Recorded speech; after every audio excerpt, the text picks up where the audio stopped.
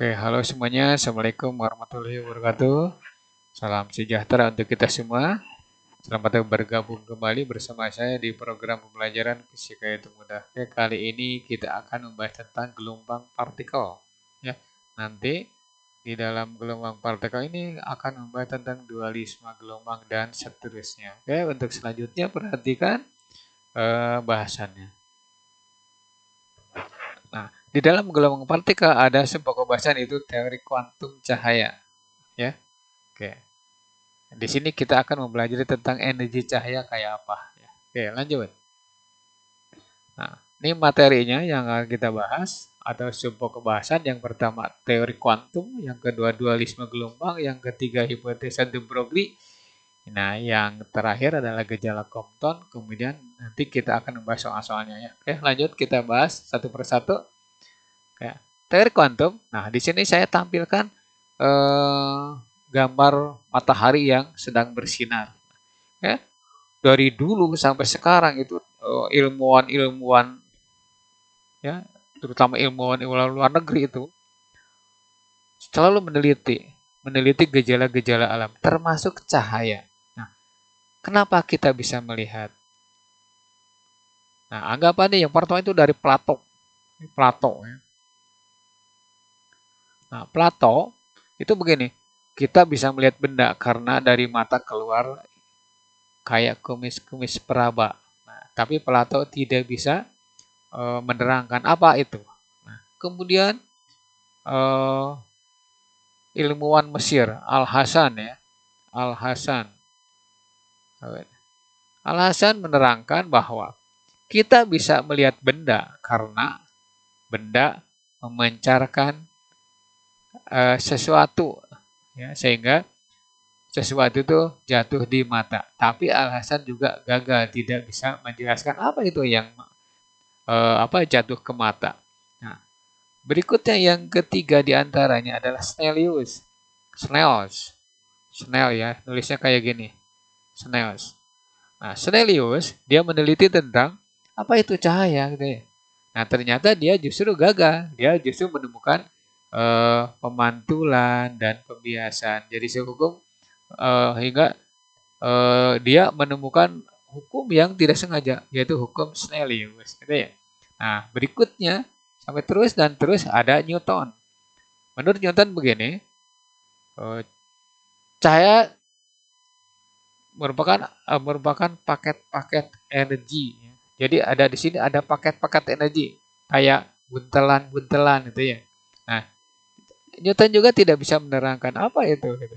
Nah, berikutnya ada ya Max Planck atau selengkapnya kalian bisa lihatnya. Yang saya singkat jadi Planck ya, Max Planck ya.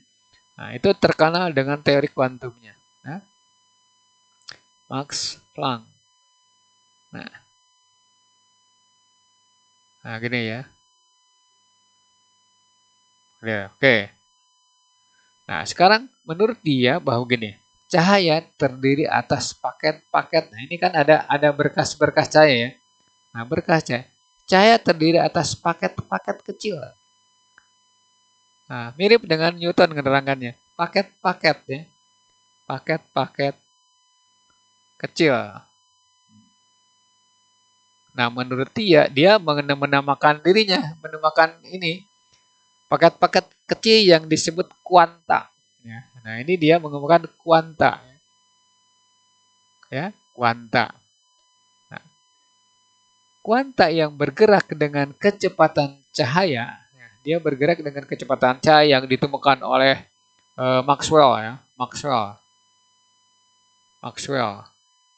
Ini yang besarnya C sama dengan 3 kali 10 pangkat 8 ya, meter per sekon. Nah, itu disebut kuantum ya. Jadi kuanta atau paket energi yang bergerak dengan kecepatan cahaya itu disebut kuantum. Ya. Kuantum ya. Nah, ini disebut juga foton. Nah, gitu ya. Ini ujung-ujung, oh ini foton yang menyebabkan kita bisa melihat. Kenapa bisa melihat? Karena foton ini punya energi. Nah, menurut Planck bahwa energi foton ya, energi foton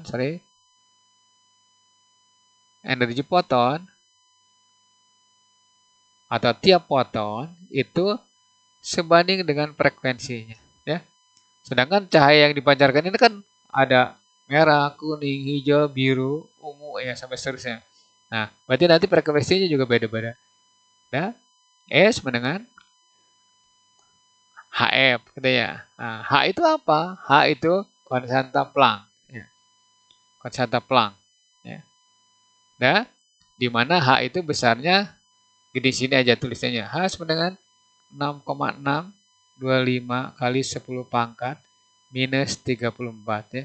Nanti di soal kemungkinan diketahui berapa ini, ya. Nilai-nilai ini berapa, tuh ya. Joule sekon, ya. Oke. Nah, sekarang kita punya rumus lagi bahwa X atau S sama dengan Pi kali T, ya. Nah, X-nya ganti dengan lambda, kemudian nanti V-nya ganti dengan C. Kenapa pakai C? Karena di sini kita lagi cerita tentang gelombang elektromagnetik, ya. Atau di sini contohnya cahaya. Nah, T-nya ganti dengan periode. Boleh. Atau lambda sama dengan C.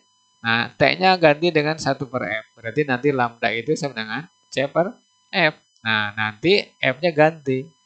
Nah, selain E sama dengan HF, ya, maka energinya boleh dinyatakan dengan F-nya kan berarti C per lambda. Berarti HC per lambda. Oke. Nah, ini satuannya, energi itu satuannya Joule atau elektron volt, ya. Elektron volt bacanya, elektron volt. Oke. Nanti di depan kita punya soal-soal yang berhubungan dengan ini. Dengan satuan ini. Oke, lanjut. Nah, jadi kita akan membahas tentang energi foton. Ingat, foton itu tidak bermassa. Ya, tidak bermassa atau massanya mendekati 0 atau boleh dianggap 0, ya. Bayangkan kalau foton bermassa, nanti kena mata, kena badan, kena tubuh kita yang sedang bergerak, ya. Oke, lanjut. Kita hitung foton energi, ya. Oke.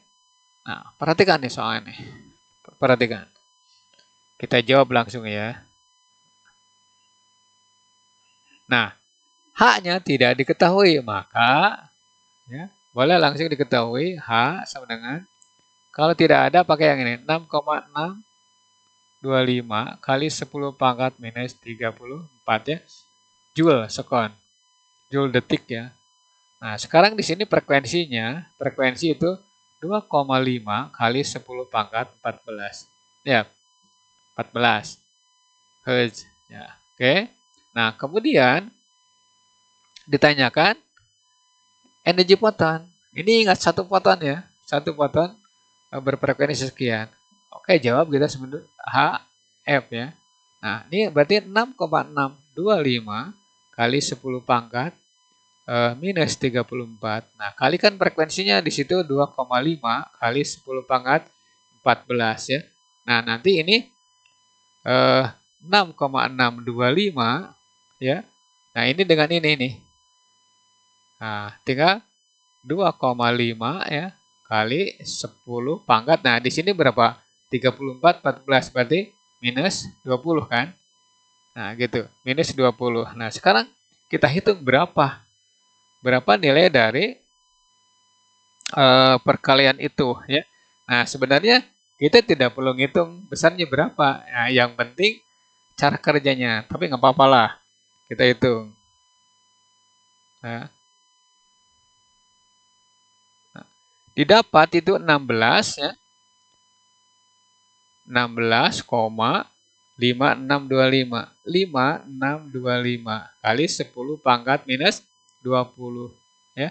Joule, ingat nih. Tapi soal ini minta dalam elektron volt. Ingat, 1 elektron volt itu berarti 1,6, ini muatan, ya. Elektron volt nih, voltnya gede. Kali 10 pangkat minus 19 Joule, ya. Nah, berarti kalau ke elektron volt berarti tinggal gini. E sama dengan berarti 16,5625 10 pangkat min 20 dibagi dengan 1,6 10 pangkat minus 19, ya. Oke. Jadi nanti ini pindah ke atas ya, pindah. Berarti tinggal 16,56 ya. 25 dibagi dengan 1,6. Di sini 10 pangkat minus 1 ya. Ya. Oke. Kita bagi aja dengan 1,6 ya. Ya. Nah, nanti diperoleh 10,35. Nah, langsung aja ininya. 10,35 ya. Boleh dibulatkan lah jadi 2 nih. 1, 5, 6, 25 ya. Terlalu panjang 6, 25. Ini mirip dengan radioaktif ya, kecil-kecil. Nah, min 1. Atau boleh 1,0352 ya. Apa? Elektron volt. Gitu ya jawabannya. Nah, kalau ulangan pasti pakai kalkulator. Kalau ulangan esai, kalau pilihan ganda biasanya tidak seperti ini. Ya. Oke, lanjut. Oke. Nomor 2. Nah, di sini ada panjang gelombang ya. Ada panjang gelombang. Ingat ya. Di sini panjang gelombang ya. Lambda itu 4000 angstrom. Ingat, 1 angstrom itu 10 pangkat minus 10 meter ya. Gede amat ya. Kecil bukan gede. Nah, berarti nanti lambda sama dengan 4000 ya kali 10 pangkat min 10 ya. Berarti ini 4 kali 10 pangkat minus 7 meter kan. Nah, ditanyakan hitung energi foton cahaya, nyatakan dalam elektron volt. Nah, sama seperti yang tadi, tapi rumusnya E sama dengan, jangan pakai ini. Pakailah ini HC per lambda ya. Nah, di sini 6,625 kali 10 pangkat minus 34 ya. Oke, jawabnya pakai ini. Kemudian C-nya, jangan lupa 3 kali 10 pangkat 8 ya. Dibagi lambdanya nih. 4 kali 10 pangkat minus 7. Nah, ntar, ini nggak kelihatan minusnya. Ya. Minus 7. Nah, ini kalau dinaikkan ke atas tuh, pasti dinaikkan ke atas. 6,625 ya. Kali 3 aja dulu, kali 3 kali 10 pangkat minus 34. Nah, ini jumlahkan kali 10 pangkat 15 kan. Nah, dibagi dengan 4. Jadi nanti tinggal gunakan kalkulator saja. Ya. 6,625 gitu ya. Nah, dikalikan 3 dibagi dengan 4. 4. Itu diperoleh 4,9 ya. Jadi nanti energinya di sini 4,9 ya. 6875 kali 10 pangkat. Nah, ini 19 ya, min 19. Apa Joule? Nah, dia minta elektron volt. Udah langsung gini aja. Langsung berarti tinggal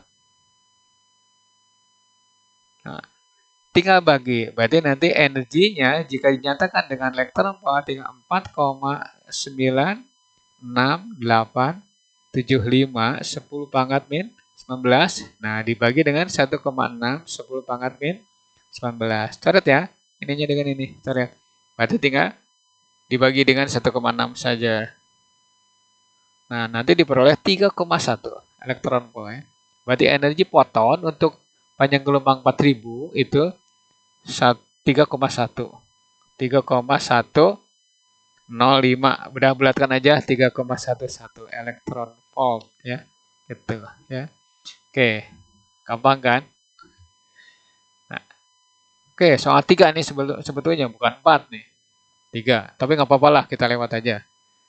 Damai ya.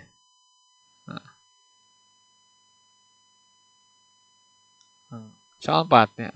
Ini sebanyak 3. Biarilah, Bapak. Setengah T per T. Nah, kalau di sini plus, itu berarti bukan setengah lagi, 2 ya. 2. Oke. Tanyakan ke matematik, kok kenapa seperti ini? Nah, jadi nanti jumlah inti atom boleh menggunakan rumus N sama dengan N0 E min lambda T, ya. Boleh juga menggunakan N, ya, N0 setengah, ya, pangkat T per T, ya. Oke, seperti itu. Jadi rumusnya boleh yang ini, boleh yang ini. Kalau diketahui konstanta peluruhan, maka ganti dengan ini. Kalau diganti periode atau waktu paruh, gunakan rumus ini. Nah, tadi di depan kita membahas tentang waktu paruh. Jadi, waktu paruh ya. Waktu paruh itu nah, itu dari sini. Dari sini ln 2 sama dengan lambda T. Berarti waktu paruh itu ln 2 per konstanta peluruhan. Ya, nanti dibahas lagi. Gitu. Nah, yang paling penting adalah ini. Ya, dengan ini. Nah, di sini kebetulan ada aktivitas radioaktif. Nah, bagaimana rumusnya? Rumusnya itu bisa begini. Aktivitas itu bergantung pada jumlah inti. Makin banyak, makin banyak. Nah, maka rumus ini boleh diganti khusus untuk aktivitas. Berarti A0 kalikan E min lambda T, ya. Ke atas saja biar kelihatan. Nah, atau E sama dengan A sama dengan A0 kali setengah pangkat T per T, ya, gitu ya. Tuh. Nah, ini khusus untuk aktivitasnya. Aktivitas. Jadi nanti N jumlah inti atom, A aktivitas. Nah, kemudian kita lanjut ke bahasan berikutnya. Jadi kita udah punya rumus 2 ya. Massa radioaktif. Masih tetap yang ini. Ilustrasinya. Oke. Nah, ketika drum ini berisi air dan belum digunakan atau belum dikeluarkan airnya, maka aktivitasnya A0, jumlah intinya A0, bukan aktivitas, massanya adalah ya M0 gitu ya. Nah, nanti kita samakan gitu atau kita identikan bahwa aktivitas itu bergantung pada jumlah inti. Aktivitas juga bergantung pada massanya. Nah, massa juga bergantung pada jumlah inti. Kalau banyak air di sini berarti massanya besar. Nah, oke. Nah, akibatnya A0 juga sebanding dengan N0. Juga sebanding dengan M0 ya. Nah, dari data ini ya, maka kita akan membuat persamaan. Boleh begini. A ya, kita mulai dari A0 min lambda T atau A sama dengan A0 kali setengah pangkat T per T ya. Nah, terus di sini N sama dengan N0 ya. E min lambda T ya. Terus N sama dengan N0 setengah T per T ya. Nah, kemudian massanya ikutan. Massa sama dengan M0 ya. Boleh pakai E dulu, boleh pakai setengah dulu, tidak mengikat nih. Yang penting kalian hafal. Ya.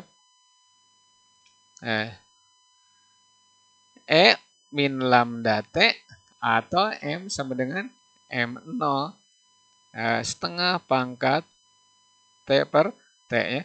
Nah, dari data ini ya, A per A0 begini nih.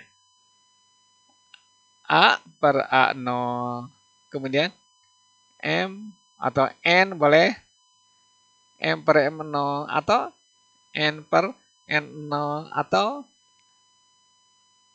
min lambda T atau sama dengan gini ya. T per T. Jadi nanti kalian mengapanya ini aja gitu. Ya. Ini aja itu. Oke, lanjut ya. Nah, yang penting kalian harus ingat bahwa aktivitas selain dihitung dengan menggunakan ini, aktivitas juga dapat dihitung dengan menggunakan ini. Ya. Ya. Aktivitas ya.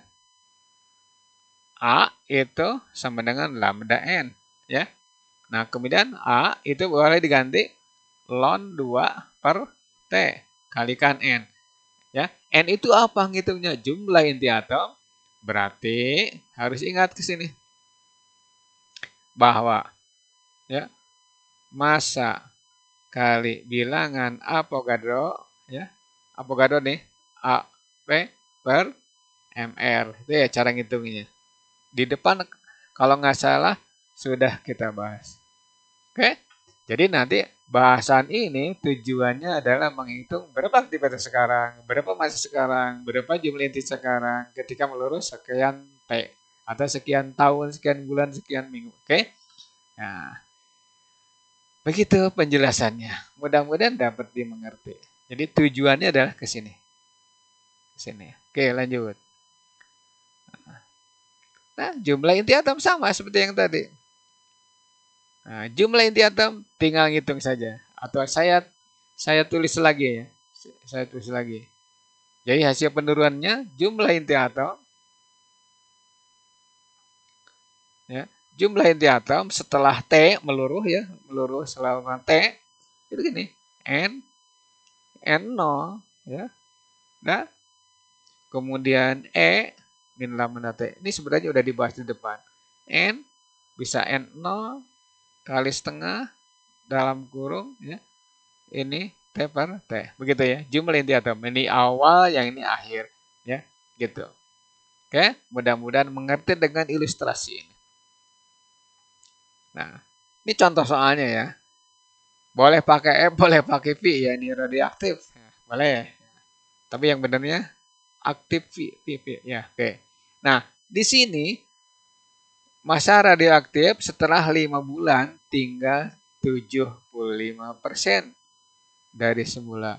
Nah, hitung berapa waktu paruh radioaktif itu. Oke, dan di sini kita akan membahas soal ini dengan menggunakan jumlah massa ya. Nah, berarti diketahui ya, M sama dengan tinggal 75%. Jadi yang meluruhnya kan berarti 25%. Nah, kita ambil yang 75%-nya. Ya. Nah, gitu ya. Kita ngitung yang sisanya. Nah, pertanyaannya berapa waktu paruhnya? Nah, waktu setengah umurnya berapa? Ketika dia meluruh dalam waktu 5 bulan. Ya, gitu. Berarti nanti gunakan M sama dengan M0 ya. Nah, di sini tidak perlu pakai E pangkat min lambda T, tapi pakai setengah kurung T per T-nya. Nah, T per T taruh saja N kecil.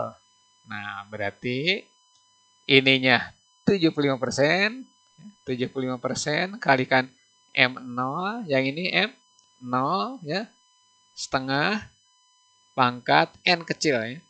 Syarat nih, 75% berarti kan 75/100. 75/100 kan berarti 3/4 ya. Nah, oke, ini setengah pangkat N. Kiri kanan logan. Atau kiri kanan ln kan. Kadang kita udah kadang pakai ln. Ln 3/4 sama dengan ln setengah pangkat N. Ya, ingat, log X pangkat 2 berarti 2 log X. Ya. Kayak gini. Log X pangkat 2 ini sama dengan 2 log X ya. Nih, saya bahas matematik dikit ya. Nah, di sini juga sama. Ln E pangkat 2 berarti nanti 2 ln